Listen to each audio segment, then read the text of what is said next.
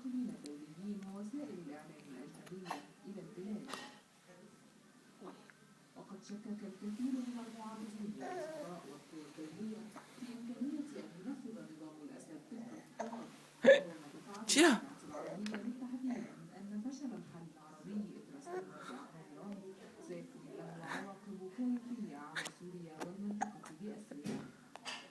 وأمهلت الجامعة دمشق إسرائيل من تاريخ موافقتها على الخطة العربية كي تبدأ إجراء حوار مع المعارضة التي بدأت رافضة حتى الآن الجلوس إلى طاولة المفاوضات لتتمسك بمطلبها الأساسي وهو رحيل رئيس الأسد. سامي نبيل، BBC. ومن بيروت ينضم إلينا عبر الهاتف الأستاذ عمر آدم من لجان التنسيق المحلية في سوريا. أستاذ عمر، من أين أبدأ؟ في الواقع هناك تطورات كثيرة من برهان ولين على مبدأ الطلب الرسمي من الجمعية العربية والأمم المتحدة لحماية الله. كيف تقرؤون هذا الطلب؟ كيف تتوقعون؟ الله الله الله الله. سيدتي أمضي ومشاهديك